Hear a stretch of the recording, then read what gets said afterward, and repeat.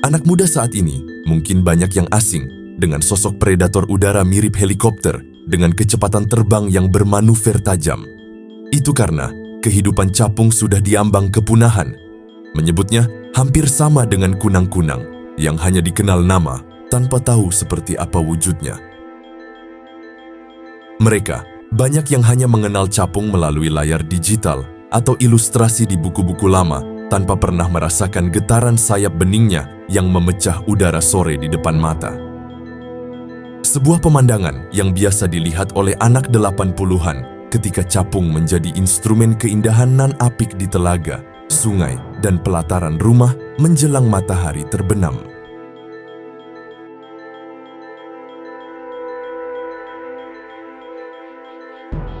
Capung adalah sebuah anomali waktu. Ketika kita berbicara tentang inovasi, kita sering merujuk pada teknologi yang terus berubah. Namun, capung telah mencapai titik sempurna sejak 300 juta tahun yang lalu. Jauh sebelum dinosaurus pertama menginjakkan kaki di atas bumi.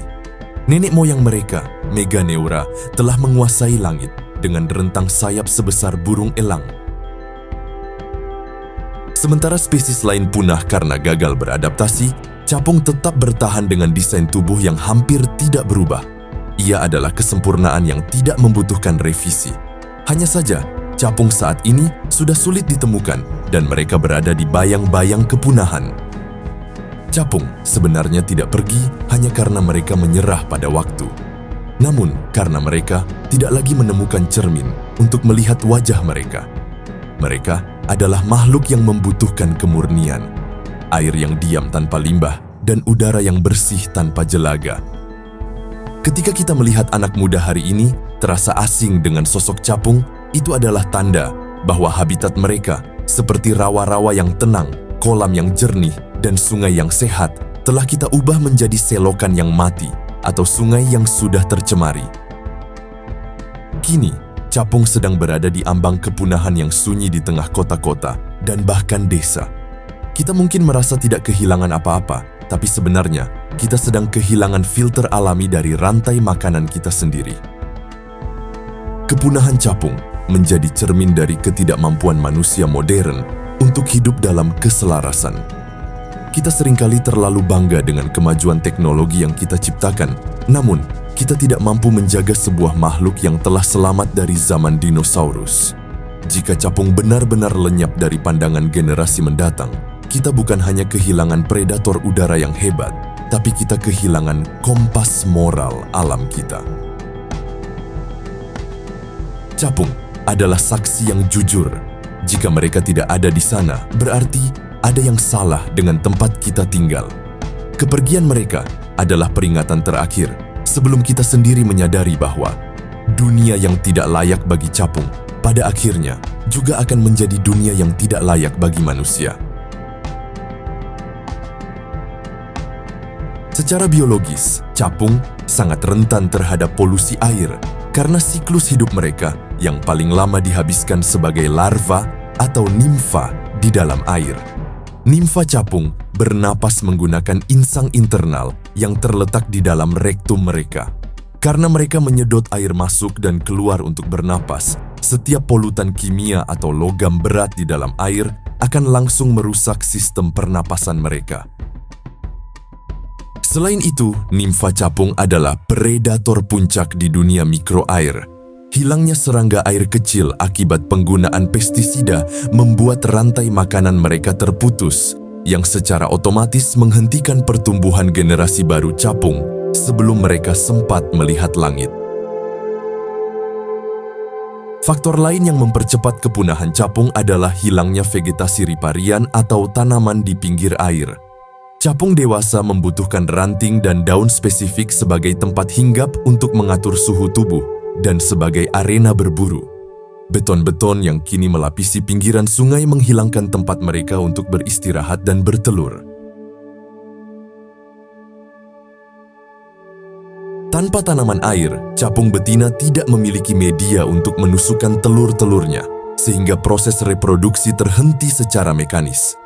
Kepunahan ini bukan terjadi karena kegagalan genetik, melainkan karena penghancuran infrastruktur biologis yang mereka butuhkan untuk siklus hidup yang utuh.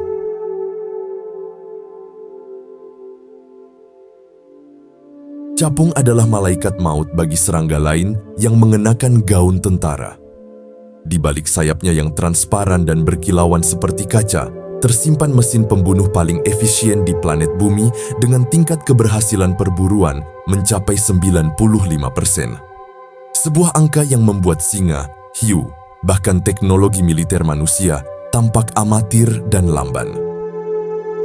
Kita memujanya sebagai simbol keindahan yang hinggap di tepi kolam, namun bagi serangga lain, bayangan capung yang melintas adalah vonis mati yang tak bisa dibatalkan. Di balik sayap beningnya, tersimpan mesin pembunuh paling efisien yang pernah dirancang oleh pencipta. Capung tidak terbang untuk menari.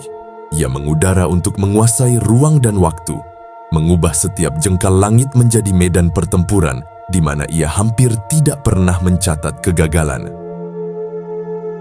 Capung tidak mengenal belas kasihan. Ia hanya mengenal presisi. Ia adalah pengingat yang dingin bahwa keindahan yang paling mempesona seringkali dibangun di atas tumpukan tulang belulang mangsa yang bahkan tak sempat menyadari bahwa mereka sedang diburu.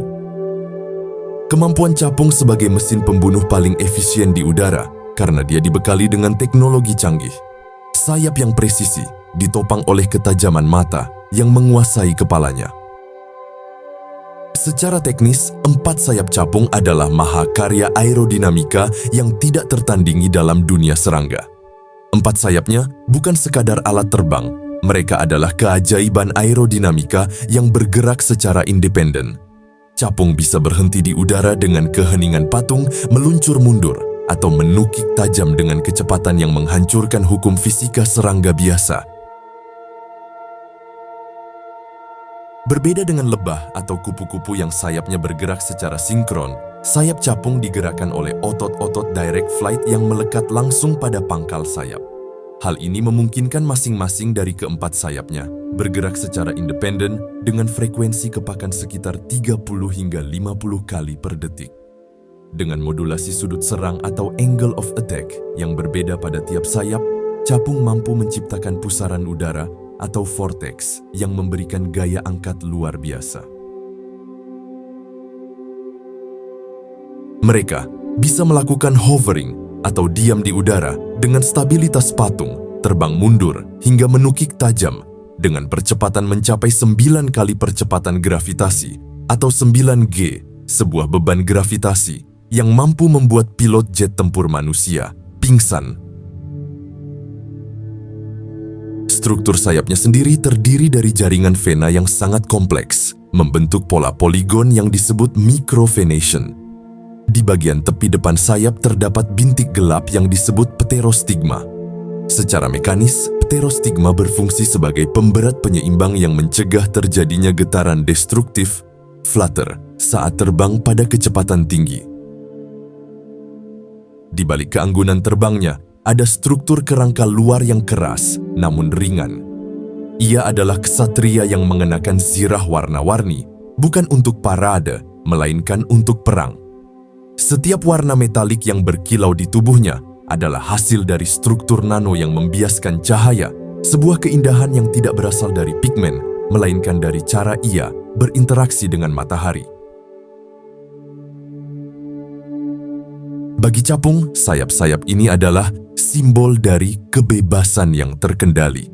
Manusia seringkali mengejar kebebasan tanpa arah yang jelas, namun capung menunjukkan bahwa kebebasan sejati adalah kemampuan untuk bergerak ke segala arah tanpa hambatan yang hanya bisa diraih melalui penguasaan diri yang mutlak atas setiap inci gerakan terkecil sekalipun. Jika kepala adalah pusat kesadaran, maka bagi capung, kesadaran itu adalah penglihatan. Hampir seluruh bagian kepalanya adalah mata. 2 bola mata raksasa terdiri dari 30.000 lensa individu yang dikenal sebagai ommatidia. Manusia sering melihat dunia melalui jendela sempit yang seringkali terdistorsi oleh prasangka. Namun, capung melihat dunia dalam panorama 360 derajat. Tidak ada gerakan yang luput darinya. tidak ada tempat persembunyian yang aman dari tatapannya. Hampir 80% dari volume otak capung didedikasikan untuk memproses data visual. Mata majemuk mereka adalah organ sensorik paling canggih di dunia arthropoda, terdiri dari hingga 30.000 unit visual individual yang disebut ommatidia.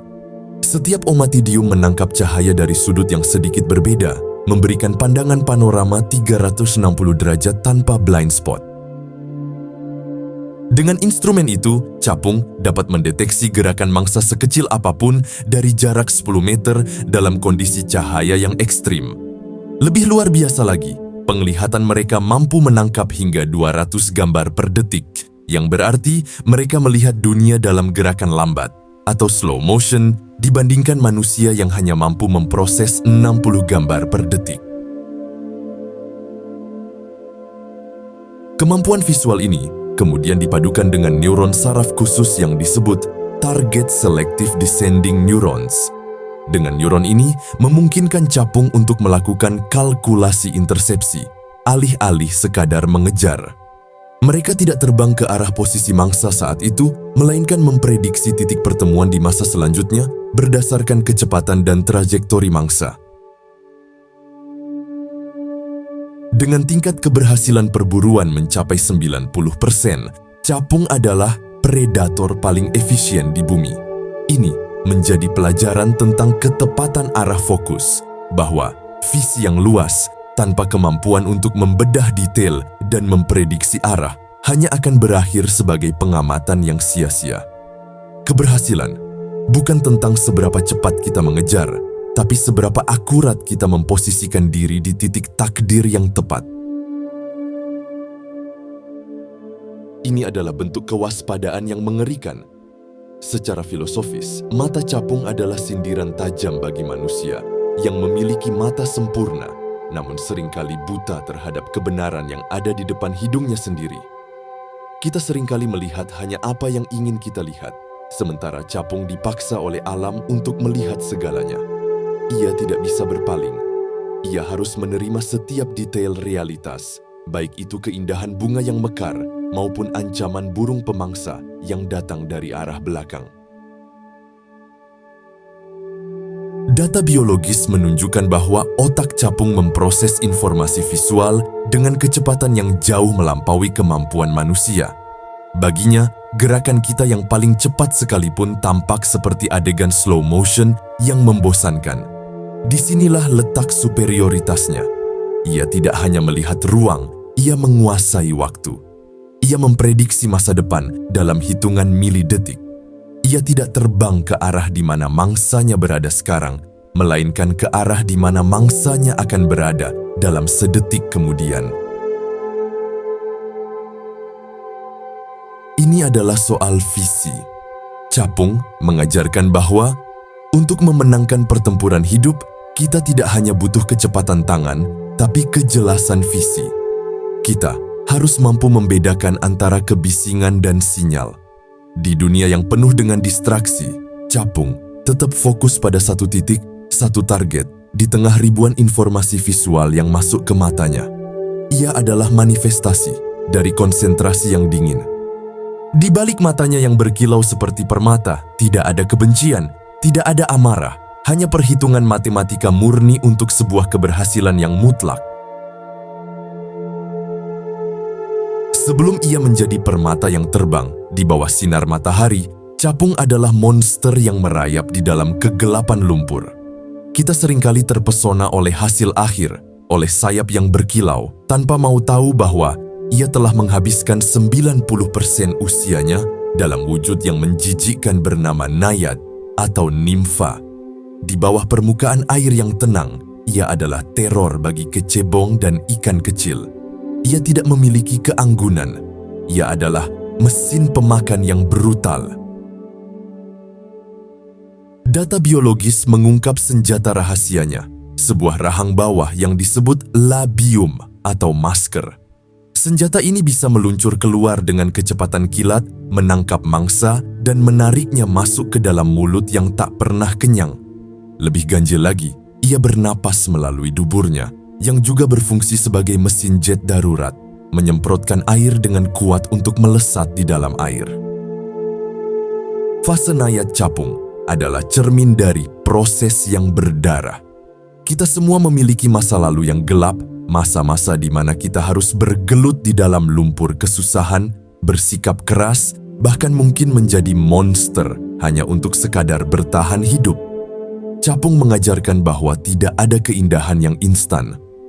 Keberhasilan yang kita lihat di udara hari ini adalah akumulasi dari kekejaman dan ketabahan di dasar kolam yang pengap selama bertahun-tahun. Capung tidak lahir langsung dengan sayap. Ia harus tumbuh dalam tekanan air yang berat, berganti kulit berkali-kali di bawah bayang-bayang predator air. Ini adalah pengingat bagi manusia yang terlalu cepat menyerah pada proses, bahwa naga yang hebat selalu bermula dari monster yang sabar di kegelapan. Ia tidak terburu-buru untuk terbang. Ia tahu bahwa sebelum ia bisa menguasai langit, ia harus terlebih dahulu menaklukkan kedalaman. Di bawah lumpur itu, ia mengumpulkan energi, ia membentuk karakter, dan ia belajar arti dari sebuah penantian yang mematikan. Datanglah satu malam di mana panggilan langit tak lagi bisa diabaikan. Ini adalah momen paling krusial, sekaligus paling rapuh dalam hidup seekor capung, metamorfosis. Ia memanjat batang tanaman, keluar dari air yang selama ini menjadi rumahnya, dan menantang udara terbuka. Disinilah kadang sebuah kematian terjadi demi sebuah kelahiran. Kulit punggungnya retak, kepalanya keluar perlahan, disusul oleh tubuh lunak yang belum berbentuk. Ini bukan proses yang indah seperti di dalam dongeng. Ini adalah proses yang melelahkan, penuh risiko, dan sangat menyakitkan.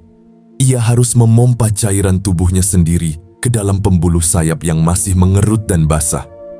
Jika pada detik-detik ini ada angin yang terlalu kencang atau setetes hujan yang menjatuhkannya, ia akan cacat selamanya atau menjadi santapan mudah bagi semut. Filosofi di balik peristiwa ini sangat menghantam. Untuk menjadi baru, kita kadang harus bersedia merobek diri kita yang lama. Kita tidak bisa terbang dengan membawa zirah masa lalu kita yang berat. Capung meninggalkan kulit nimfanya yang kosong, sebuah fosil dari dirinya yang dulu, dan menunggu dengan sabar sampai sayapnya mengeras di bawah sinar matahari pagi. Berapa banyak manusia yang gagal terbang hanya karena mereka terlalu takut untuk melepaskan kulit lama mereka. Mereka ingin sukses, tapi tak mau merasakan sakitnya robeknya identitas lama. Capung tidak memiliki pilihan itu. Baginya, pilihan hanya dua, berubah atau mati membusuk di batang tanaman. Transisi ini adalah bukti bahwa pertumbuhan sejati selalu melibatkan kerentanan yang luar biasa. Saat ia sedang mengembangkan sayap, ia tidak memiliki pertahanan apapun. Ia benar-benar telanjang di hadapan dunia. Namun, hanya dalam ketelanjangan itulah kekuatan udara yang sebenarnya bisa terbentuk. Kekuatan itu bukan berasal dari luar, tapi dari dorongan di dalam dirinya sendiri yang memaksa sayap itu untuk mengembang sempurna. Begitu sayapnya mengeras, ia bukan lagi makhluk bumi. Ia adalah penguasa fisika. Capung tidak terbang seperti burung yang mengepakkan sayap dengan susah payah. Ia mengiris udara. Dengan 4 sayap yang bisa bergerak berlawanan arah, ia mampu melakukan manuver yang mustahil bagi pesawat tempur tercanggih buatan manusia. Ia bisa berhenti mendadak saat sedang melesat 50 km per jam, lalu terbang mundur tanpa membalikkan badan. Secara teknis, ia adalah pembunuh berdarah dingin yang efisien. Ia tidak mengejar mangsanya, ia mencegatnya. Otaknya menghitung lintasan mangsa dengan akurasi matematis, lalu ia melesat ke titik temu. Tingkat kegagalannya hanya 5%, bandingkan dengan singa yang gagal dalam 70% perburuannya. Capung adalah representasi dari kontrol emosi dalam aksi. Ia tidak membuang energi untuk gerakan yang tidak perlu. Setiap kepakan sayap, setiap manuver memiliki tujuan tunggal, yaitu efektivitas. Disinilah kita bisa berkaca. kita seringkali menghabiskan energi untuk hal-hal yang tidak relevan, berputar-putar tanpa arah, dan mengeluh tentang kelelahan. Capung mengajarkan bahwa kekuatan yang sesungguhnya bukan terletak pada seberapa keras kita berteriak atau seberapa sibuk kita terlihat, melainkan pada seberapa presisi kita mengeksekusi tujuan kita. Di balik kesunyiannya saat hinggap di ujung ranting, ia sedang memetakan dunia. Ia adalah sunyi yang mengintai dan ia adalah gerak yang tak terduga. Kecepatannya adalah berkah dari evolusi, namun kesunyiannya adalah senjata yang paling mematikan. Cinta, dalam kamus Capung, tidak mengenal puisi atau janji setia. Ia adalah sebuah tarian udara yang agresif, sebuah ritual yang lebih mirip dengan pertempuran daripada penyatuan. Ketika jantan menemukan betina, ia tidak merayu, ia menyergap. Ia mencengkeram leher betina dengan pelengkap di ujung perutnya, membentuk formasi yang dikenal sebagai tandem. Namun, perhatikanlah bentuk yang mereka ciptakan. Sebuah lingkaran sempurna, sebuah roda cinta, wheel position. Di titik ini, Capung menghadirkan paradoks visual yang luar biasa. Secara antropomorfis, mereka membentuk simbol keutuhan, lingkaran, namun di dalamnya terjadi persaingan sperma yang paling brutal di dunia serangga. Jantan memiliki alat khusus untuk mengeruk sperma pesaing sebelumnya dari tubuh betina sebelum ia meletakkan miliknya sendiri. Ini adalah cinta yang posesif sekaligus egois. Sebuah perjuangan untuk memastikan bahwa hanya garis keturunannya yang akan menguasai langit masa depan. Tragedi tidak berhenti di situ. Di beberapa spesies, cinta bisa berakhir dengan kematian. Betina yang membutuhkan protein besar untuk memproduksi telur terkadang memakan pasangannya sendiri setelah atau bahkan saat ritual berlangsung. Kepala sang jantan bisa dipenggal dan dikonsumsi sementara tubuhnya masih dalam posisi kawin. Bagi kita, ini adalah kengerian. Namun bagi alam, ini adalah efisiensi. Sang jantan memberikan nyawanya sebagai modal nutrisi bagi anak-anaknya. Ini adalah antropomorfisme pengorbanan yang paling murni namun dingin. Ia mengajarkan bahwa dalam hidup, ada saatnya ego individu harus hancur demi keberlangsungan sesuatu yang lebih besar. Cinta Capung adalah pengingat bahwa romansa manusia seringkali hanya hiasan di atas insting dasar untuk memiliki dan mendominasi. Capung melakukannya tanpa topeng. Ia mencintai, ia terluka, ia memberi hidup, dan ia mati. Semuanya dalam satu desing sayap di atas air.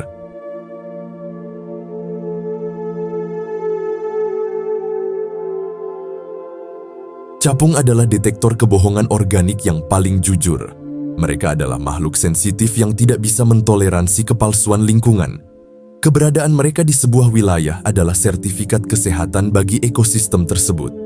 Capung membutuhkan air yang bersih tanpa polusi dan kaya oksigen untuk membesarkan anak-anaknya yang hidup di air. Jika di suatu tempat Anda tak lagi melihat desing sayap capung, maka berhati-hatilah. Itu adalah pesan tanpa suara dari alam bahwa ada sesuatu yang busuk di sana. Tanah yang tercemar, air yang beracun, atau udara yang telah kehilangan kemurniannya. Capung adalah penjaga gerbang antara keseimbangan dan kehancuran. Mereka tidak bisa disuap, mereka tidak bisa beradaptasi dengan limbah kimia hanya demi bertahan hidup. Mereka lebih memilih punah daripada hidup dalam kepalsuan lingkungan yang diciptakan manusia. Capung, dengan tubuhnya yang ringkih, memberikan pelajaran tentang batas. Ia tahu kapan harus tinggal dan kapan harus pergi. Hilangnya capung dari sebuah peradaban adalah tanda bahwa peradaban itu sedang berjalan menuju bunuh diri ekologis. Ia adalah saksi bisu yang kejujurannya melampaui segala data statistik laboratorium. Secara filosofis, capung adalah simbol dari integritas. Ia mengajarkan bahwa kemewahan sayap dan kecepatan terbang tidak ada gunanya jika rumah asal kita, air dan tanah, telah hancur.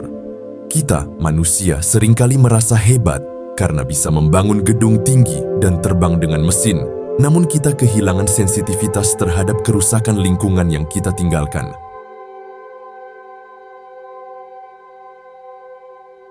Setelah bertahun-tahun merangkak di lumpur gelap, Setelah perjuangan robeknya kulit yang menyakitkan dan setelah penguasaan udara yang absolut, berapa lama capung menikmati kemenangannya? Kebanyakan capung dewasa hanya hidup selama beberapa minggu, paling lama beberapa bulan. Mereka adalah cahaya yang terbakar terlalu terang sehingga harus padam lebih cepat. Manusia seringkali terjebak dalam penantian. Kita menunda kebahagiaan untuk masa depan yang tidak pasti, kita menyimpan sayap kita di dalam lemari ketakutan, dan kita lupa bahwa waktu kita pun sebenarnya sesingkat desing sayap capung jika dibandingkan dengan usia semesta. Capung adalah naga yang terjebak dalam tubuh kaca, begitu perkasa sekaligus begitu rapuh. Ia mengingatkan kita bahwa keindahan bukan diukur dari durasinya, melainkan dari kedalaman dan intensitas kehadirannya. Ini adalah bagian yang paling menghantam dari narasi hidup mereka. Seluruh perjuangan besar itu hanya untuk sebuah perayaan singkat di bawah matahari. Mereka tidak mengeluh tentang singkatnya waktu. Mereka menghidupi setiap detiknya dengan intensitas yang luar biasa. Mereka berburu, mereka kawin, dan mereka terbang seolah-olah setiap hari adalah hari terakhir mereka. Pada akhirnya, capung bukan sekadar serangga yang menghiasi sore kita. Ia adalah mahakarya evolusi yang dikirim untuk menguji cara kita melihat dunia. Ia adalah naga yang menolak untuk tunduk pada gravitasi, pembunuh yang mengenakan warna-warni pelangi, dan monster lumpur yang berhasil menemukan jalan menuju cahaya. Jika suatu hari seekor capung hinggap di ujung jari Anda, rasakanlah beban yang nyaris tak ada itu. Ingatlah bahwa Anda sedang menyentuh sebuah teknologi purba yang telah bertahan melampaui punahnya para raksasa. Ia adalah pengingat bahwa untuk terbang, Anda harus berani merobek kulit lama Anda. Untuk melihat kebenaran, Anda harus berani menatap ke segala arah. Dan untuk benar-benar hidup, Anda harus berani mencintai dengan cara memberikan segalanya. Bahkan jika itu berarti Anda harus habis terbakar oleh intensitas cahaya Anda sendiri. Capung telah menyelesaikan tugasnya menjaga kejujuran air. Sekarang pertanyaannya adalah, sudahkah kita menjaga kejujuran di dalam diri kita sendiri sebelum sayap kita pun berhenti berdesing dan waktu membawa kita kembali ke dalam pelukan tanah?